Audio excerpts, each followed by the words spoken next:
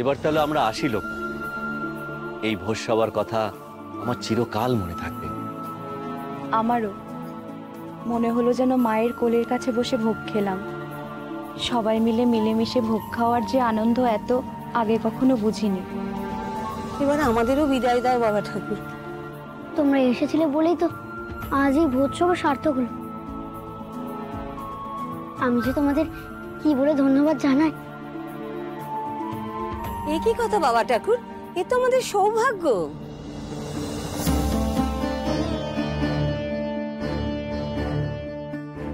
এখানে ভোজ সভা হচ্ছে নাকি গো?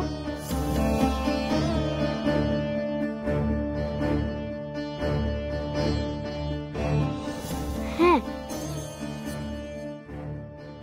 চিনতে পারলে না? আমরা বহুরূপীর দল, এই গ্রামে গ্রামে তামাশা দেখিয়ে বেড়াই।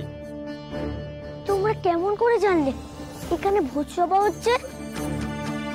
এই গোয়ালিনী মার বাবাকে পথে দেখলাম দইয়ের ভাণ্ড নিয়ে এগিয়ে আসতে। তখনই বুঝতে পেরেছি এখানে কোথাও খাওয়া দাওয়া হচ্ছে। আচ্ছা সন্ন্যাসী ঠাকুর, মায়ের মন্দির প্রাঙ্গণে খাওয়া দাওয়া হচ্ছে, আমরা কি দুটি ভাগ পাবো না? কেন পাবে না গো? তোমরা নিজেরা এসেছো দেখে আমার যে বড় ভালো লাগছে। তোমরা বসে পড়ো, আমি নিজে তোমাদের পরিবেশন করে দিচ্ছি। এই হলো আমার বেটা লোকনাথ। লোকনাথ অতিথিকে নারায়ণ মানে। আজকে আমি আর লোকনাথ দুজনে মিলে তোমাদের পেট ভরে খাওয়াবো। চল লোকনাথ, এসো এসো। তুমি দাঁড়িয়ে রইলে কেন? তাড়াতাড়ি এসো। লোকনাথ এসো।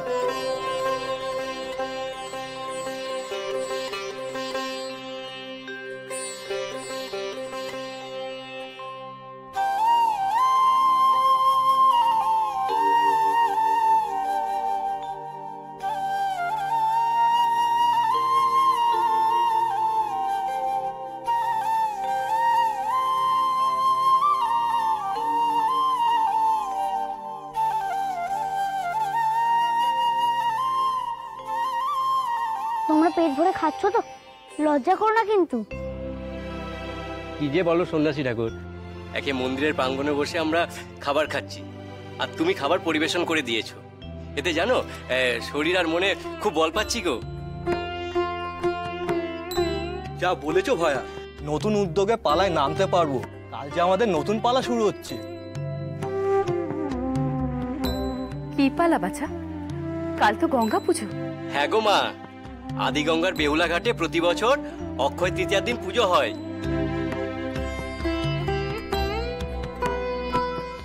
আর পালা কখন হয়? কেন, রাতে। দিনে পুজো হয় আর রাতে আমরা পালা করি। তোমরা কিন্তু সবাই আসবে। হ্যাঁ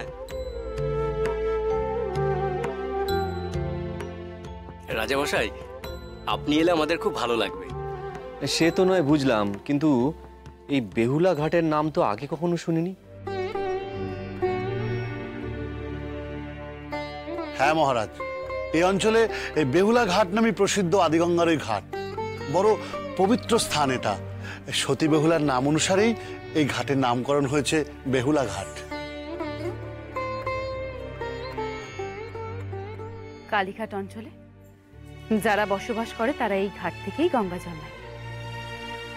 এই গঙ্গা জল নাকি অতি পবিত্র। তবে আমি কাল ওই ঘাটে স্নান করে কলস ভরে জল নিয়ে আসবো মন্দিরের জন্য। কি হয়েছে মহারাজ? আপনাকে এত চিন্তিত দেখাচ্ছে। চিন্তা নয় বড় রানী, আসলে আমি ভেবেছিলাম কাল গঙ্গার ঘাটে পুজো দিয়েই আমরা রওনা দেব। রাজামশাই, তুমি কাল পুজো সেরে পালা দেখে গেলেই ভালো হয় গো। সবাই যে আশা করে আছে অক্ষয় তৃতীয়ার উৎসব পালন করবে বলে। মহারাজ, আপনি আমাদের সাথে এক আসরে বসে আহার করেছেন। আমাদের সামান্য আহারে আপনি তৃপ্ত হয়েছেন। তাই সেই সাহস থেকেই বলছি, আপনি যদি আমাদের কাল পালাগান আর পুজো দুটোতেই উপস্থিত থাকেন তাহলে আমরা খুব খুশি হব। তোমার কি ইচ্ছে বড় রানী? এত করে যখন সবাই বলছে তখন কালকের দিনটা না হয় থেকেই যাওয়া যাক মহারাজ। সেই ভালো গো, ও বহুরূপী দাদারা, তোমাদের পালা দেখার কিন্তু আমার খুব ইচ্ছে।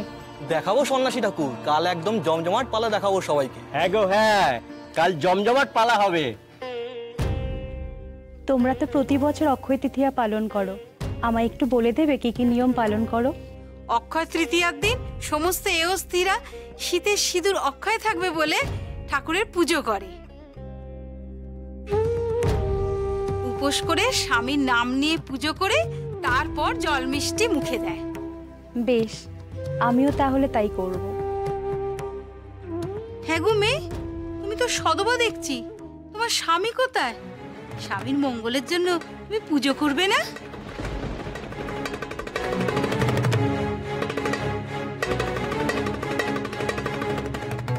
তোমাদের কেমন করে বলি, আমার স্বামী আমাকে ত্যাগ করেছেন। আমি শুধু তার নাম করে এই শাঁখা সিঁদুর ধারণ করে আছি।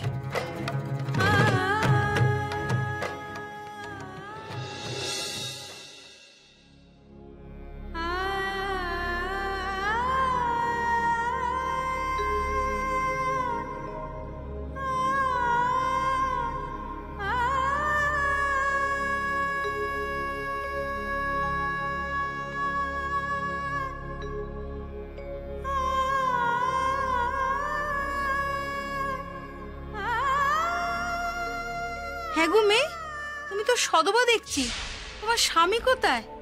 স্বামীর মঙ্গলের জন্য তুমি পুজো করবে না? কেন এমন মন অস্থির অস্থির করছে আমার? কেন কোনো কিছুতে মন দিতে পারছি না?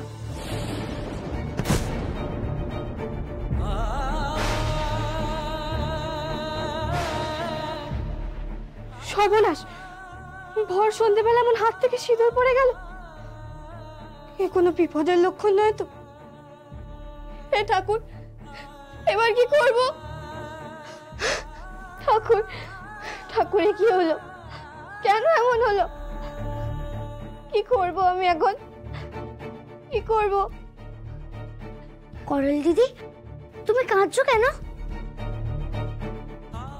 আজ মনটা বড় খারাপ লাগছে রে ভাই।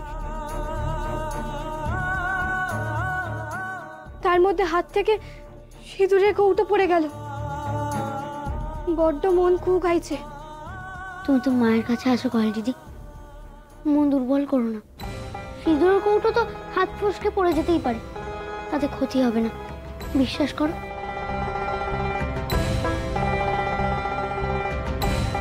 কি হলো, এখনো বুঝি খারাপ লাগছে?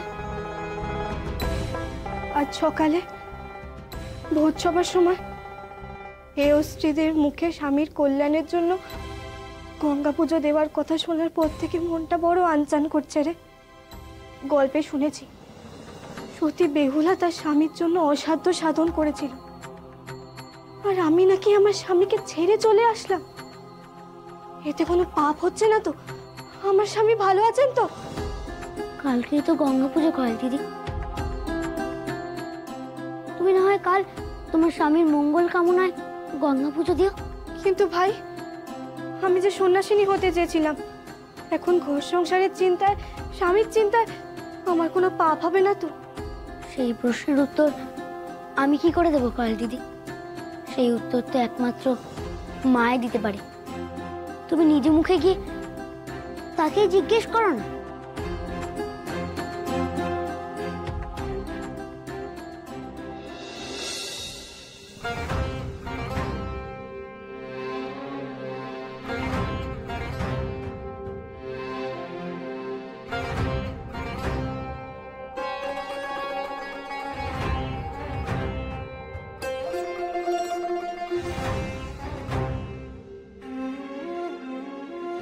নাও করল দিদি, এবার এখানে দাঁড়িয়ে এক মনে চোখ বন্ধ করে ভেবে দেখো দেখি, কার মুখটা তোমার চোখের সামনে ভেসে উঠছে। আমার দিকে না, মায়ের দিকে তাকাও, মাকে মন ভরে দেখো, তারপর চোখটা বন্ধ করো।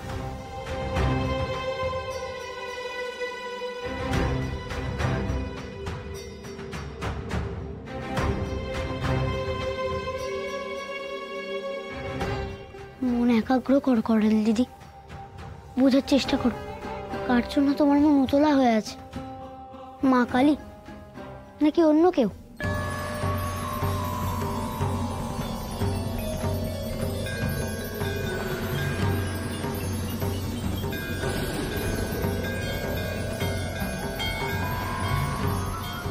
কাকে দেখলে তুমি?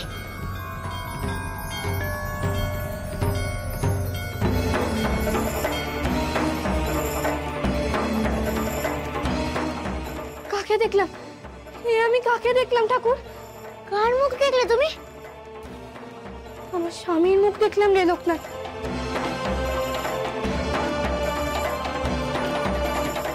মন্দিরে এসে মায়ের মুখ দেখে চোখ বুঝে স্বামীর মুখ দেখলাম। এতদিন পরে আমার স্বামীর মুখ আমার চোখে ভেসে উঠছে। কেন লোকনাথ? তবে কি আমি মহাপাতকী? না গো না, মা তোমাকে যা দেখাচ্ছেন তুমি তাই দেখছো।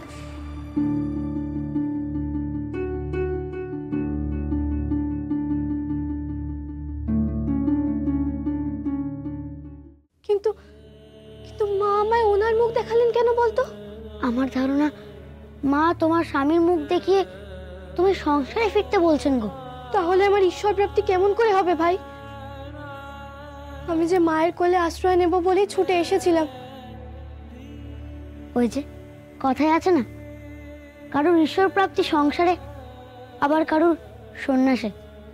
মা কালী তো নিজেই সংসারী, তিনি শিব ঠাকুরের ঘরণী।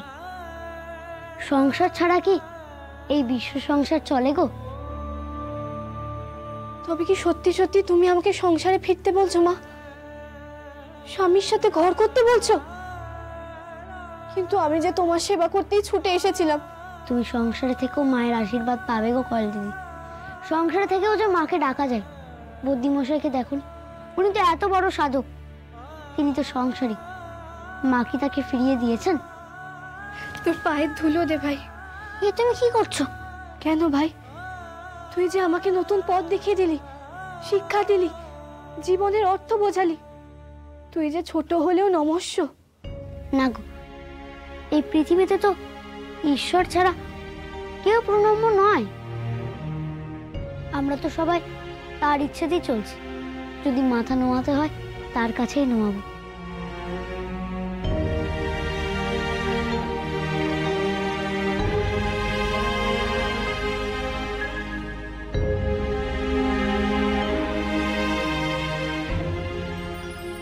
না গো, এবার কান্না বলে তৈরি হও।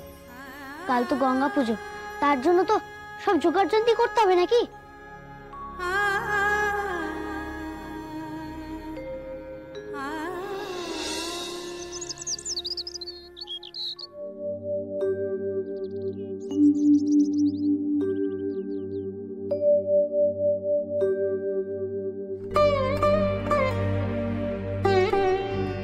ভোর থেকেই ডান চোখের পাতাটা কাঁপছে। মা বলতো মেয়েদের ডান চোখের পাতা কাঁপা শুভ লক্ষণ নয়।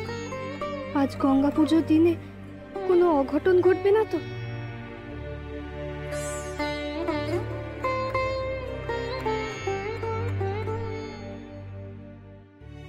করালি, উনুনে আঁচটা একটু দিয়ে দে তো মা।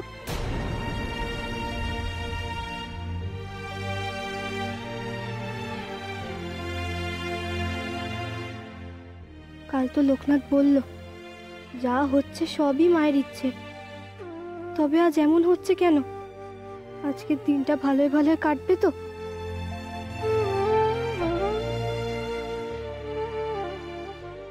করালি, কিরে মেয়ে, মন কোথায় তো? আমাকে ডাকছিলে ভৈরবী মা? আচ্ছা, সকাল থেকে এরকম উদাস হয়ে বসে আছিস কেন বলতো? তুই তো এমন চুপটি করে বসে থাকার মেয়ে নোস। কি হয়েছে? জানি না গো ভৈরবী মা, মনের ভেতরে কেমন ভয় ভয় করছে। বড় কু গাইছে মনটা, ও কারণে কান্না পাচ্ছে। কি করব কিচ্ছু বুঝতে পারছি না। হঠাৎ এমন উঁচাটান কেন?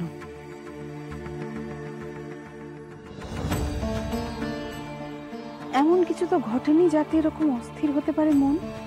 জানো ভৈরবী মা, আজ ভোর থেকে আমার ডান চোখটা খুব কাঁপছে। মন যখন এতটা অস্থির হয়ে আছে, তা মিথ্যা হওয়ার নয়। নিশ্চয়ই কিছু ঘটতে চলেছে। কি ঘটবে রে লোকনাথ? তা তো জানি না রে বেনি। করাল দিদি, তোমাকে আজ মাকে মন দিয়ে ডাকতে হবে, ভক্তি ভরে পুজো দিতে হবে।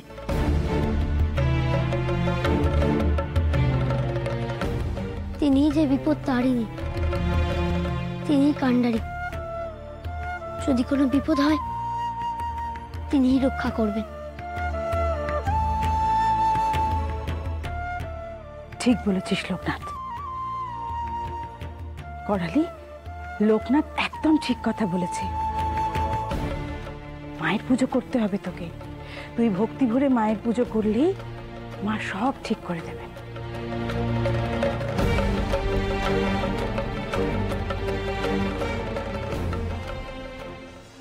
বোন, কি রে, এখনো তৈরি হসনি? এরপর তো আমাদের গঙ্গা পুজোয় যেতে দেরি হয়ে যাবে। ওদিকে হয়তো লোকনাথ আমাদের জন্য অপেক্ষা করছে। উফ, আবার সেই লোকনাথ! তুমি বুঝি লোকনাথের কথা শুনে গঙ্গা পুজো করতে যাচ্ছ দিদি? হ্যাঁ, তাই তো। কাল প্রথম ভোজবাড়িতে গিয়ে তো গঙ্গা পুজোর কথা জানতে পারলাম, আর মা লোকনাথকে গঙ্গা পুজোর জন্য নির্দেশ দিয়েছে। থাক দিদি, মা নির্দেশ দিলেন না ছাই, ওই বুজরুকের কথাই তোমরা ভুলতে পারো, আমি ভুলছি না। দোহাই তোমার বর্দি, আমাকে নিয়ে যাওয়ার জন্য জোর করো না, আমি যাব না। অমন কথা বলিস না বোন। স্বামী আর সংসারের মঙ্গলের জন্য গঙ্গা পুজো করা, এতে লোকনাথের কোনো স্বার্থ নেই। মহারাজের নামে স্মৃতি সিঁদুর পড়ছিস আর মহারাজের মঙ্গলের জন্য পুজো করবি না? এই পুজো তো তুমি আগে কখনো করনি বর্দি, তখন কি মহারাজের মঙ্গল হয়নি? আর আজ লোকনাথ বলছে বলে তোমাকে এই পুজোটা করতে হবে? কথাই আছে, অজান্তে কোনো দোষ নেই। আর এখন যখন জেনে গেছি, তখন পুজো করলে ক্ষতি কি? এই নে, এটা ধর আর আমার সঙ্গে আদি গঙ্গার ঘাটে চল। আর জেদ ধরে থাকিস না তো বোন। বর্দি, তুমি তো মহারাজের জন্য মঙ্গল কামনা করছো, আর ওটাই যথেষ্ট। আর ওখানে লোকনাথকে দেখলে আমার যে রাগ হবে, তাই তার জন্য আমার না যাওয়াটাই ভালো। কই, তোমরা প্রস্তুত তো গঙ্গাঘাটে যাওয়ার জন্য? দেখুন না মহারাজ, আমি কখন থেকে ছোটকে বোঝাচ্ছি, কিন্তু ছোট কিছুতেই বুঝতে চাইছে না। কি ব্যাপার ছোট রানী, তুমি গঙ্গা পুজো দিতে যাবে না? না মহারাজ, মাফ করবেন আমায়। মাফ করার কিছু নেই ছোট রানী। আজকের দিনে আদি গঙ্গায় ডুব দিলে সমস্ত পাপ মোচন হয়, তুমি সেটা কেন বুঝতে পারছো না? পাপ মোচন? কিসের পাপ? আমি কি কোনো পাপ করেছি নাকি মহারাজ? আমি কোনো পাপী নই, তাই আমি ওখানে যাব না। আহা, পাপের কথা আসছে কেন? তুই আমার কথাটা শোন। তোমাদের এখন নিজস্ব কোনো কথা আছে নাকি বর্দি? তোমরা তো এখন সবাই ওই লোকনাথের শেখানো বলি আওড়াচ্ছ। সংযত হয়ে কথা বলো ছোট রানী। তবে আমাকে আর জোর করবেন না মহারাজ। আর এত জোর করলে আমি গঙ্গায় ডুব দিয়ে মরবো তবুও ভালো, কিন্তু ওই লোকনাথের ডাকা পুজোতে আমি কিছুতেই যাব না। বালাই ষাট, অমন কথা মুখেও আনিস না। আত্মহত্যা যে মহাপাপ। বেশ, তোমার যখন এতই অনিচ্ছা, তোমাকে আর জোর করবো না। তোমার যা মনে হয় তুমি তাই করো। বড় রানী, চলো, আমাদের দেরি হয়ে যাচ্ছে।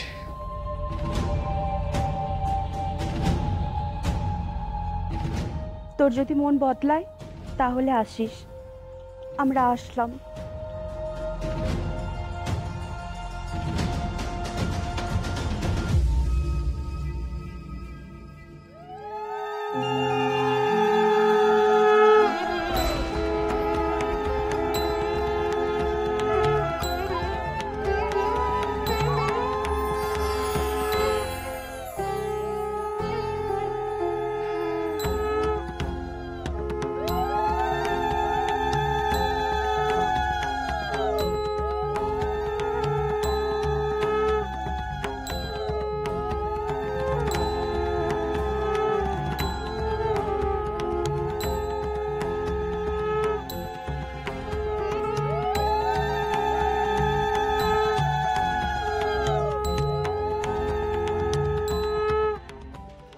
লোকনাথের এত বার বেড়েছে যে ও কিনা আমার নামে মহারাজের কানে কুমন্ত্রণা দিচ্ছে আমি নাকি পাপী, আর তাই মহারাজ আমাকে নিয়ে আদি গঙ্গায় ডুব দিতে চান। ঠিকই বলেছিল ওই দাসী। আমিও যেমন লোকনাথকে সহ্য করতে পারি না, তেমনি লোকনাথও তলে তলে আমার ক্ষতি করার চেষ্টা করছে। মহারাজের মন বিষিয়ে দিচ্ছে আমার প্রতি। না না, এটা আমি কিছুতেই সহ্য করতে পারছি না, কিছুতেই না।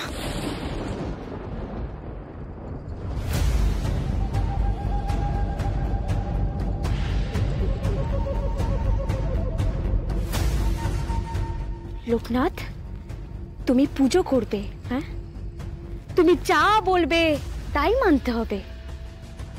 বয়ে গেছে আমার পুজো করতে, বয়ে গেছে আমার তোমার কথা মানতে, বয়ে গেছে আমার।